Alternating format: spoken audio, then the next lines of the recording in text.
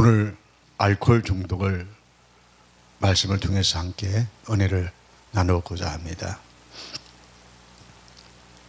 한국은 세계에서 술 문제가 가장 심각한 나라 중 하나입니다. 한국의 성인 알코올 유병률은 21.87%라고 하는 5명에 1명이 술에 취하는 그런 나라가 대한민국입니다. 알코올 소비량이 국민 1인당 일주일에 2병, 여성은 2명 중 1명이 술 마시는 여성이라고 합니다. 다시 말하면 54.9%가 된다고 얘기하죠. 남성은 10명 중 8명이 술을 먹는다고 합니다. 82.8%에 해당합니다. 그런데 세계에서 음주 문제에 가장 간대한 나라가 대한민국입니다. 음주 운전을 해도 처벌이 그렇게 엄하지를 않습니다. 이렇게 한국의 술 문화가 확산될 수밖에 없는 이유들이 한국이 가지고 있는 여러 가지의 그 환경들이 작동하기도 하겠지만은 이 술이란 문제를 놓고 우리가 고민을 해야 할 것은 교회 안에도 이 술 문화가 굉장히 깊숙이 들어오고 있다는 사실입니다. 요사이 목사님들 만나면 술 안 먹는 목사님이 별로 없는 것 같은 느낌이에요. 물론 제가 만나는 분들이 전부 다 그런 분들은 다 아니라고 하면서도 가끔 이야기하다 보면 가끔 한 잔씩 한다는 이야기를 들을 때가 있습니다. 술이라는 게 어떤 것이냐? 우리 뇌 속에는 보상회로라는 게 있습니다. 이 보상회로라고 부르는 이 뇌는 조절 능력을 가지고 있죠. 그래서 우리 뇌를 조절할 수 있는 역할을 하는 기능입니다. 그런데 이 조건이 보상회로가 조건이 충족되어졌을 때 쾌락이라는 단어가 나옵니다. 다시 말하면 기분이 굉장히 좋아지는 그런 기능이 반복적으로 우리에게 나타날 수 있도록 하는 게 알코올이라는 것이죠. 이 뇌 기능 중 전두엽이 쾌락 추구를 조절하지요. 이 보상회로가 전두엽이 영향을 주어서 비정상적인 쾌락을 유발시키는 것이 알코올이라는 겁니다. 여기서 심리적으로 알코올 중독이라는 것은 우울증 증세와 동일할 수가 있습니다. 그래서 어떻게 보면 알코올이 중독이 되면 열등감과 불안정서, 가민한 경향 등을 나타내게 되어지죠. 정신분석학적으로 보게 되어지면 불안한 느낌이 올 때에 무엇을 찾느냐가 참 중요합니다. 다시 말하면 극복하고자 하는 욕구, 구강기적 욕구라고 합니다만 구강기적 욕구가 관련이 되어져 있어서 그 욕구가 채워지면 성취감을 느끼게 되어집니다. 이 성취감이 바로 알코올 중독으로 이끄는 요인이기도 한다는 사실입니다. 그래서 우리 사회가 갈수록 여성 음주가 빠르게 증가하고 있는데 여성 음주가 증가하면 할수록 사회적 문제가 될 수 있을 만큼 심각하다는 사실입니다. 그래서 주부 음주가 굉장히 빠르게 늘어나고 있습니다. 여러분, 대한민국이요, 양주 수입 1위입니다. 수입시장 규모가 굉장히 엄청난 숫자로 증가하고 있는 나라가 대한민국이라고 우리가 생각할 때에 좀 심각하게 들리지 않나요? 그리고 여성에서 청소년까지 급속도로 확장되는 이유는 무엇일까요? 우리 사회가 불안이 가득 차 있다는 사실입니다. 뭔가 불만이 가득하기 때문에 많은 사람들이 술을 선택한다는 사실입니다. 청소년들이 얼마나 불안한지 알 수가 없습니다. 미래가 안 보입니다. 사람은 미래가 보여야 좀 안정감을 갖게 되어지죠. 우리 사회는 끊임없는 갈등으로 인해서 무엇이 참인지 알 수 없을 만큼 우리 사회가 혼돈의 도가니 속에 담겨져 있다는 사실입니다. 우리 사회의 청소년들이 가장 지금 입시 문제, 입시를 며칠 앞두고 있지 않습니까? 입시 준비에 압박감을 받는 고등학생들이 음주 문화가 굉장히 많이 일어난다는 사실입니다. 음주 관련 사망 지수가 10만 명당 24명이라는 숫자가 나오고 있습니다. 그래서 OECD 국가 중 1위가 한국입니다. 우리 기독교인들이 술 먹는 것에 대해서 부끄러워지 하지 않는 문화가 우리 속에 참 많이 들어와 있습니다. 우리의 몸은 주의 성전이라고 합니다. 주의 성전에 알코올이 들어와서 우리를 혼돈케 한다고 한다면 하나님이 기뻐하실까요? 전 전혀 아니라고 합니다. 잠언 20장 1절에 말씀합니다. 포도주는 거만케 하는 것이요 독주는 떠들게 하는 것이라 무릇 이에 미혹되는 자에게는 지혜롭지 못하다 그랬습니다. 한국 교회 성장에 있어서 성장 배경에 음주 문화가 음주 대치 문화가 우리 속에 굉장히 깊이 와 있습니다. 초대 선교사님들이 한국에 선교를 할 때 한국 사회가 굉장히 가난한 이유가 뭘까? 술로 봤습니다. 술, 담배로 봤습니다. 그래서 술을 금하게 했습니다. 또 담배도 예배 분위기를 많이 깨기 때문에 담배를 금하게 했습니다. 그래서 이 이야기를 목사님들이 각자 해석이 다릅니다. 어떤 사람은 교회 성장의 배경에 술을 배격하는 것이 가장 필요하다고 생각하는 사람이 있는가 하면 어떤 목사님들은 그래 적당히 마시면 괜찮아 이렇게 간대한 사람도 없잖아 있다는 사실입니다. 어쨌든 초기 선교사들께서 한국의 실상을 보면서 망주, 술을 먹지 않는 것이 한국 사회가 살아날 수 있는 기회라고 생각했습니다. 그래서 술은 망주다, 나라를 망하게 하는 것이라고 생각했습니다. 우리는 이 이야기를 그냥 지나가는 이야기가 아니라 한국 교회에 새롭게 각성케 하는 시발점으로 삼아야 할 말이 아닌가 생각이 되어집니다. 특히 목회자들은 디모데전서 3장 2절에서 3절의 말씀을 깊이 있게 새겨야 합니다. 감독은 책망할 일이 없으며 술을 즐기지 아니하며 라는 말씀에 귀를 기울여야 합니다. 그래서 여기서 또 생각이 달라집니다. 술을 즐기지 아니하니까 한 잔 정도는 괜찮잖아 이야기하는 사람도 없잖아 있습니다. 술을 즐기지 아니하는 자, 찾지 않는 자라는 이야기입니다. 알코올이라는 음료가 생긴 이후로 알코올은 사람들에게 쾌락과 고통을 두 개 다 가져다 주었습니다. 여기서 소량의 알코올이 사람에게 주는 유익도 없잖아 있습니다. 자, 이렇게 이야기하는 사람이 있어요. 알코올은 혈액 속의 지방과 콜레스테롤 수치를 낮춰주고 혈관을 팽창시켜주기 때문에 심장질환을 예방케 한다.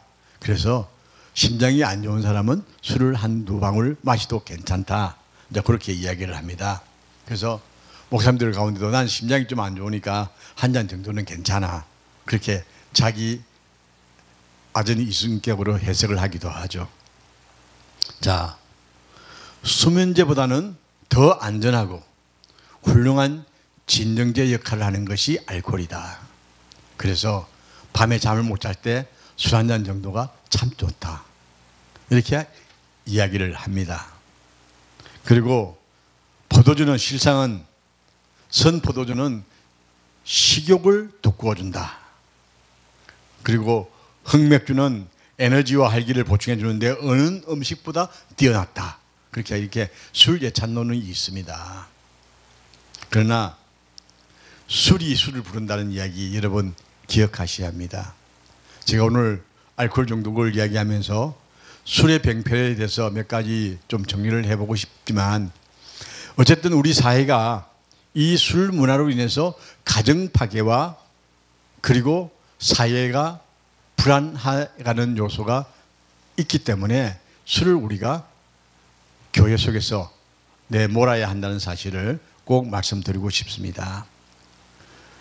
알코올은 세계에서 가장 많이 남용되는 약물입니다.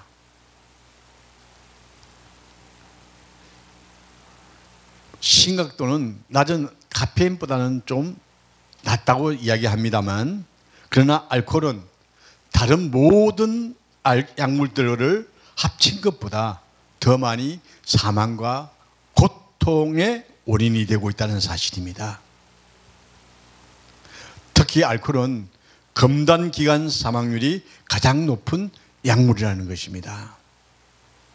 술은 붉고 잔에서 빛을 내며 매끄럽게 내려가면서 너는 술을 쳐다보지도 말라.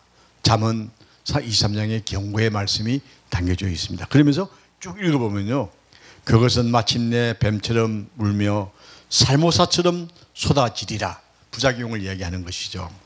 내가 말하기를 사람들이 나를 쳤어도 나는 아프지 아니하였고 그들이 나를 때려도 나는 감각이 없었도다.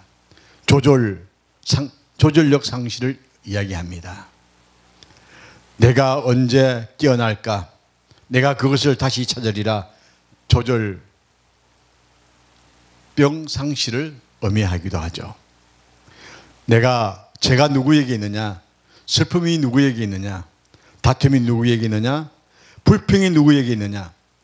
까닭 없는 상처가 누구에게 있느냐? 충혈된 눈이 누구에게 있느냐? 술 취하면 생기는 현상, 숙취에 대해서 이야기를 합니다. 이렇게 잠언에는 술에 대해서 얼마나 술이 우리 인간을 파괴시키는지 이야기를 하고 있습니다.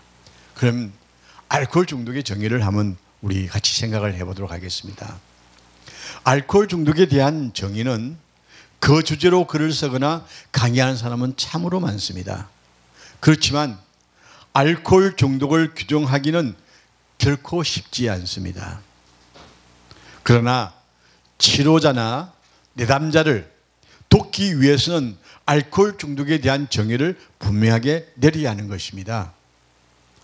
이 알코올 중독은 필수적으로 정리를 하고 넘어가야 되는 용어입니다. 알코올 중독의 간의 권위자인 제임스 로이스는 알코올 중독에 대하여 이렇게 정의를 내렸습니다.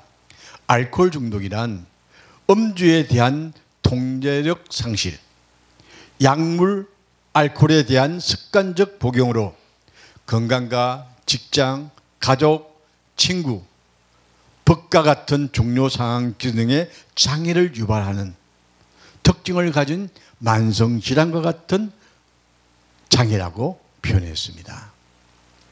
네, 알코올 중독이 되어지면 모든 것을 다 잃는다는 사실입니다. 사랑하는 가족도요, 떠나가게 되어집니다. 그래서 이혼의 사유가 되어집니다. 그리고 자기 스스로 자기를 컨트롤이 되지 않습니다. 자기 의지와는 관계없이 술을 찾게 되어집니다. 그리고 좋은 친구 다 떠나갑니다.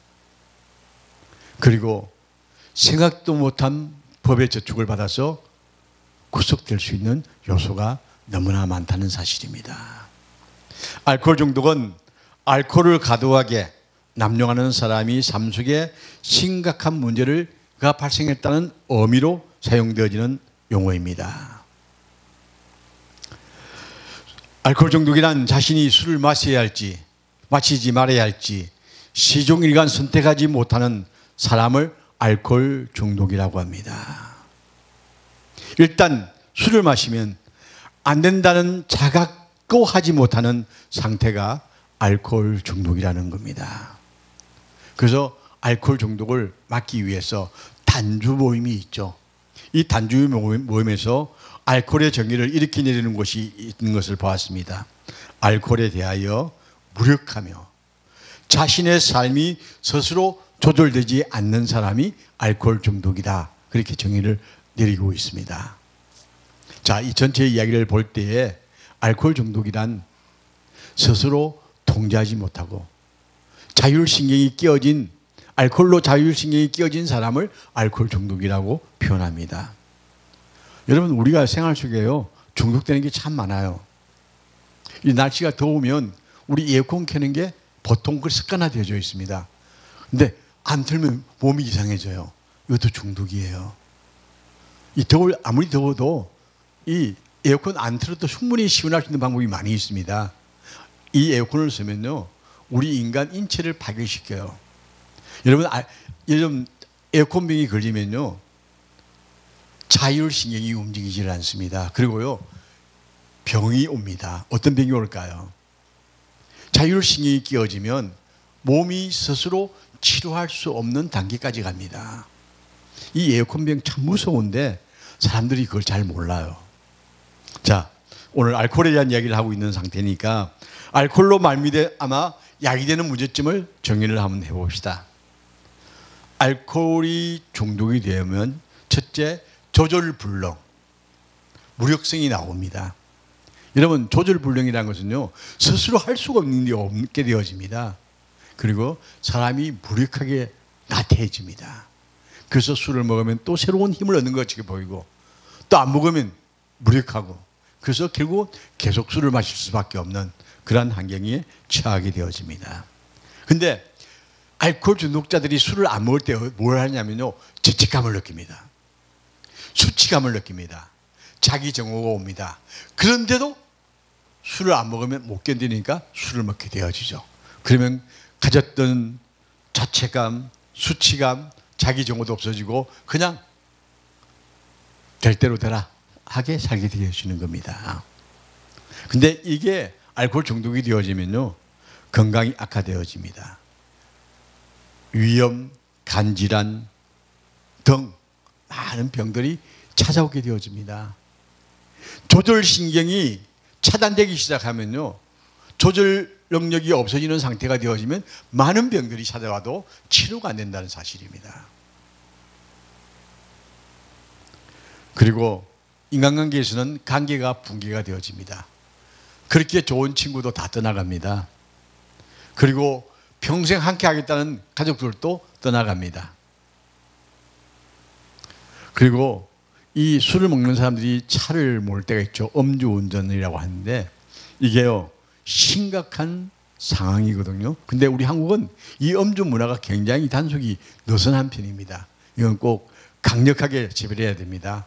싱가포르 같은 경우는요, 음주운전은 엄하게 다스립니다. 자, 이게 술을 먹고 결국 술에 지게 되어지면 직장, 사회활동, 여가활동의 모든 것들이 다 없어지고 맙니다. 그러니까 가족들이 좋아하지 않죠. 자, 이것만 있나요? 재정적 손실은 이루 말할 수가 없죠. 술을 구입해서 마시고 하는 데에 시간도 낭비와 그리고 재정도 낭비가 되어지겠죠. 술 취함으로 부적절한 행동과 그리고 폭력이 나타날 수도 있습니다.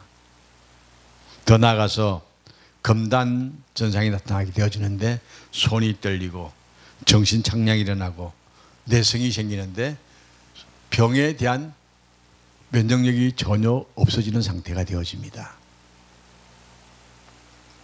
그리고 직장과 가정에 무관심이 되고 무책임해집니다.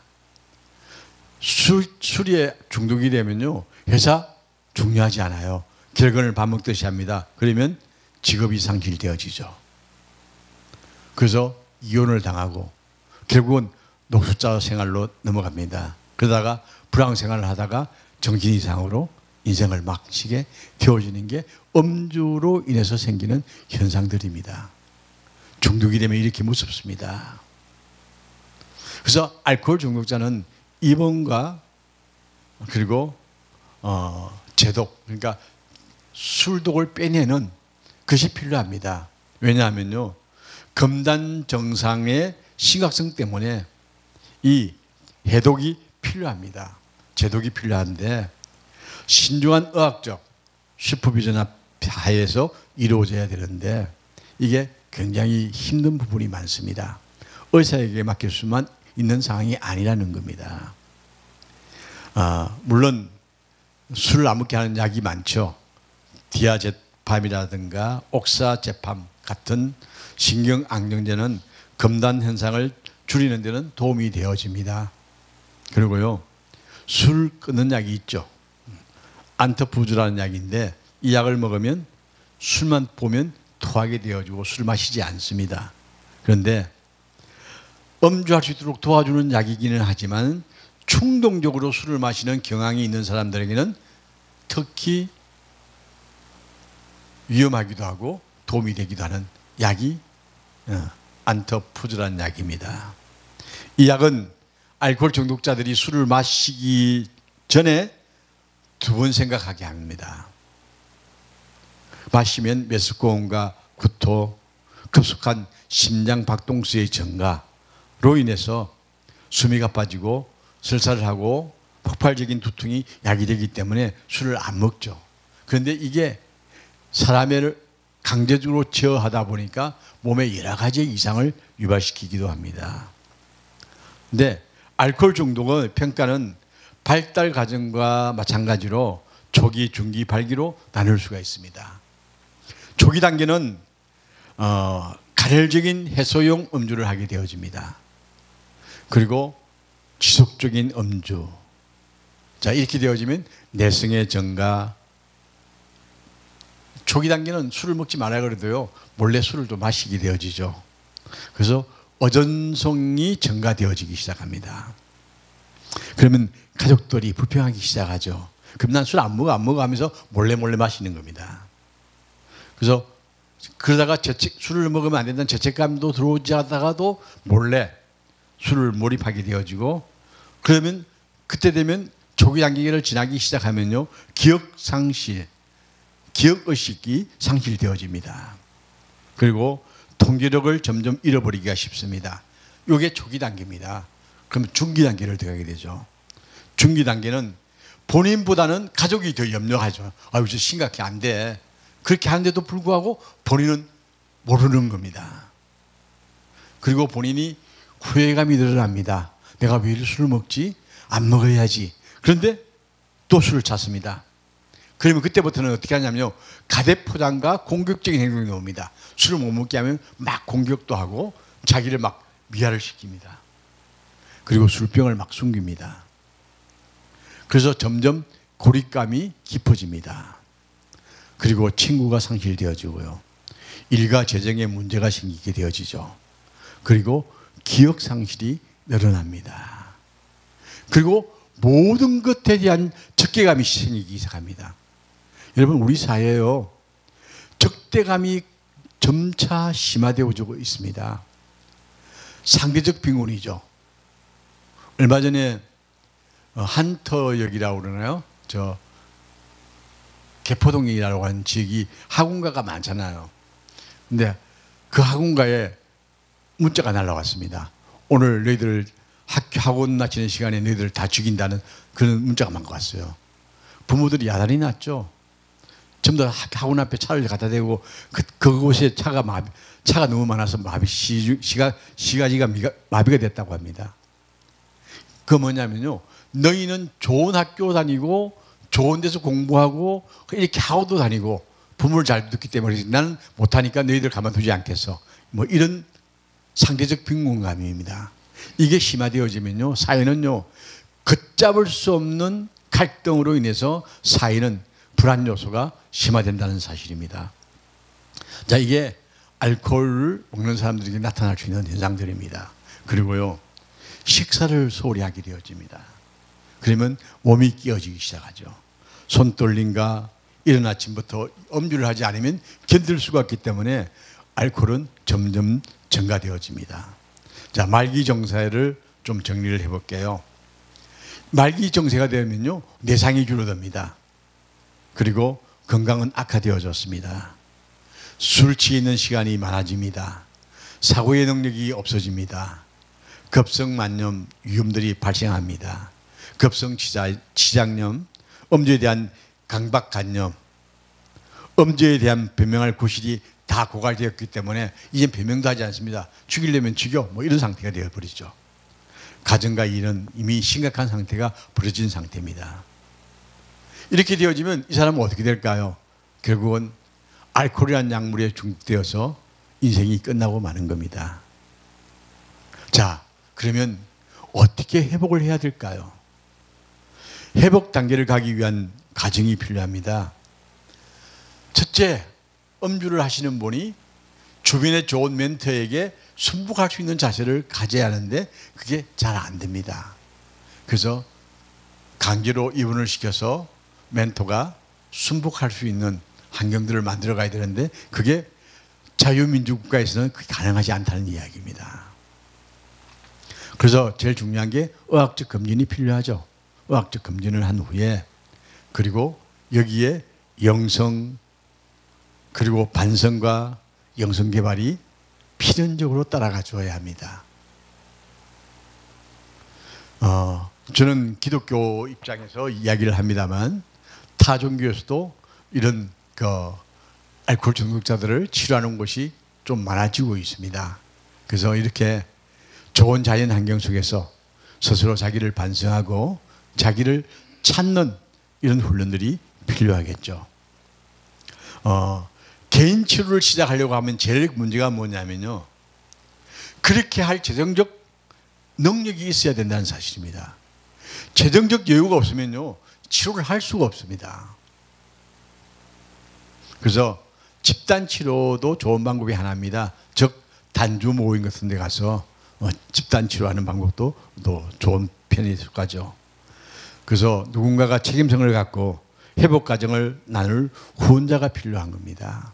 그러니까 부모든 친척 누구든 간에 그 사람을 위해서 헌신할 수 있는 사람이 필요하다는 거죠. 그래서 좋은 아내가 필요한 겁니다. 좋은 아내와 나쁜 아내의 차이가 뭔지 아십니까? 좋은 아내는요, 남편이 비록 알코올에 중독이 되어도 옆에서 보호하고 지키려고 하는 사람이 좋은 아내고요. 알코올이 중독되면 남 몰라고 가는 것은 나쁜 아내라고 저는 봅니다. 부부는 항상 함께 해줘야죠. 힘들 때나 좋을 때나 나쁠 때나 함께 해주는 게 부부라고 저는 생각합니다. 자, 이렇게 돌봄이 있을 때에 개인적인 음식 습관이라든가 건강을 돌보기 시작하면서 술과 점점 거리를 떠나게 되어집니다. 그리고 자존감을 개선시켜줘야 합니다. 자존감이 없으면요, 회복하기가 정말 힘듭니다. 그래서 우리는 하나님의 아들이라는 이 자존감, 이거는요, 세상 어떤 것도 우리를 이길 수가 없는 능력이요, 힘이라고 저는 분명히 말씀드리고 싶습니다. 그리고 운동 프로그램을 시작시켜줘야 합니다. 새로운 여가 생활을 할 수 있도록 방법을 찾아줘야 되죠. 그리고 친구, 친척, 또 직장 생활을 하면 고용주의 격려가 필요하죠.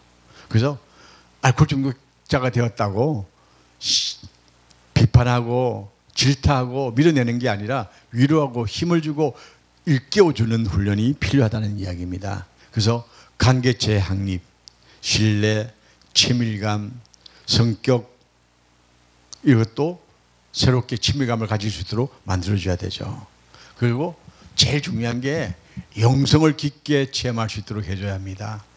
우리가 목회 상담함에 있어서 왜 이 알코올 중독이 필요하냐면요, 교회에 알코올 중독으로 고생하는 사람들이 많습니다.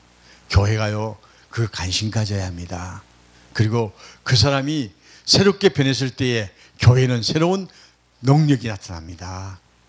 그래서 교회는 알코올 중독에 처한 교우들을 내팽개치는 그런 일이 없어야 한다고 저는 생각합니다. 물론 준비가 안 되어 있으면요, 힘듭니다. 그러나 교회가 이런 준비를 해야 합니다. 그래서 교인들 가운데에 봉사 정신이 좀 강하신 분들 뽑아서 이런 훈련들을 시켜야 합니다. 자, 알코올 중독의 영향이 뭔지 한번 봅시다. 인체에 끼치는 영향을 전 보게 되는데, 첫째, 알코올 중독이 되어지면요, 간이 끼어집니다. 그래서 급성 췌장염이 찾아오기 시작합니다. 만성 재발성 췌장염이 발생하게 되어지죠. 그리고요, 근육은 알코올성 근질환이 되어집니다. 술을 먹게 되면요, 이 근육이 다 사라집니다. 근육이 사라진다는 이야기는요, 건강이 다 깨졌다는 이야기입니다. 우리가 나이가 들어서 활동할 수 있는 거는요, 근육입니다. 근육이 없으면 절대 안 됩니다. 그래서 근육을 강화시키는 게 아니라 오히려 근육을 다 잃어버리고 마니까 건강은 극도로 나빠질 수밖에 없죠. 뼈는 골다공증과 관절염으로 고통하게 합니다. 심장 근육은 손상되어지고요, 신경세포도 손상되어집니다. 창자가 뚫린다고 그러죠. 그래서 특히 설사가 심화되어집니다. 그러면 건강은 다 가는 겁니다. 가쁜 호흡, 안구염증, 피로, 피부염증, 발기부전, 월경불순, 수면장애, 공황과 위암, 이런 등등 수많은 병들이 찾아옵니다. 그래서 알코올 중독으로 말미암아서 나타날 수 있는 병이 있기 때문에 참 이 치료하는 과정에 중요한 이야기인데요. 오너커 뇌병중이라는 병이 생깁니다. 영양실조와 같은 현상인데 알코올이 갖고 있는 영양분이 있거든요. 그걸 채워줘야 됩니다. 코사코토 증후군이라고 하는데 알코올성 망증이라고 그렇게 표현하죠. 비하면 결핍으로 말미암아서 오는 질병인데 태형성 근만증이 생기기 시작합니다. 그래서 알코올을 중단하게 되면 이런 것들이 오니까 못 견디는 거예요. 그럼 알코올 중독에서 회복하기 위해서 어떻게 해야 할까요? 그래서 저는 제일 먼저 하기로 한다면 개인으로 치료를 받기 힘든 사람은 단주 모임, 전문의학 중독 치료하는 데가 우리나라에 꽤 많이 있습니다. 서울에 한 4군데 정도가 있는 걸로 제가 알고 있는데 그런 곳을 찾아가서, 그건 본인은 못 가요. 데리고 가야 됩니다. 가서 치료를 받으면서 스스로 본인이 깨닫는 훈련, 그래서 자존감 회복 운동을 시작해야 되겠죠. 그리고 돌보는 멘토가 분명히 함께해야 합니다. 그리고 감정과 행동에 대해서 정직성이 있도록 만들어 가야 됩니다. 알코올 중독이 되면요, 정직성이 전혀 없습니다. 그래서 정직성을 회복하는 운동을 시켜줘야 합니다. 그래서 이면의 요인들, 자기 뒷면이 다루는 것도 필요하죠. 이중적인 부분들을 바꿔줘야 하는 겁니다. 그래서 이러기 위해서는 자기 가치, 확립성을 지켜줘야 합니다. 자기 가치관 확립이 얼마나 중요한지 알 수가 없습니다. 근본적으로 이게 안 되면요, 치료를 하나만 합니다. 완전한 검주가 필요적이며 음주는 영원히 지속되어져야 하는데 가족 전체가 앓는 질병이라는 겁니다. 그래서 가족이 함께 치료를 해줘야 됩니다.